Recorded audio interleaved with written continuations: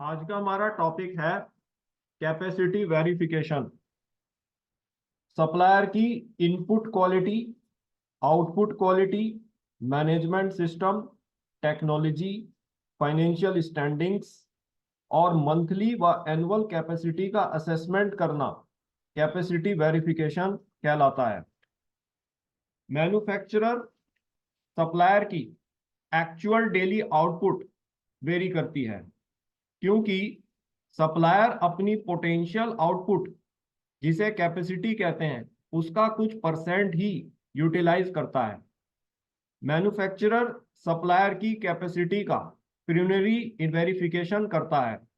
इसके लिए quality engineer supplier का एक सर्वे कंडक्ट कराता है, जिसमें वह सप्लायर की कैपेसिटी और कैपेसिटी का परसेंट यूटिलाइजेशन का असेसमेंट करता है। यदि प्रिलिमिनरी इन्वेस्टिगेशन में पाया जाता है कि सप्लायर ऑर्डर को एग्जीक्यूट करने के लिए इनकॉम्पिटेंट है, तो उसे ड्रॉप कर दिया जाता है।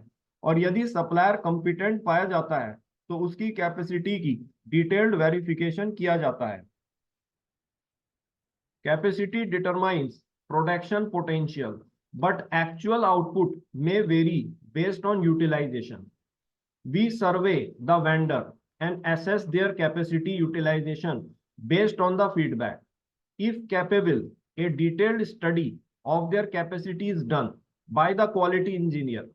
If not, the vendor is dropped from consideration.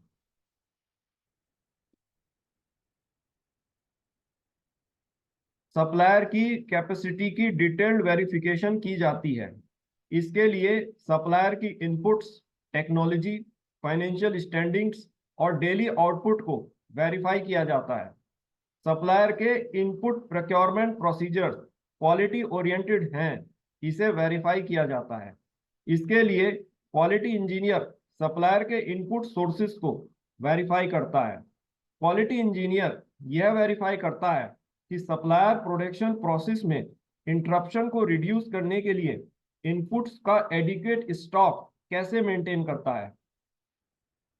The capacity verification of suppliers involves verification of technology, verification of financial standings, verification of inputs, and verification of output.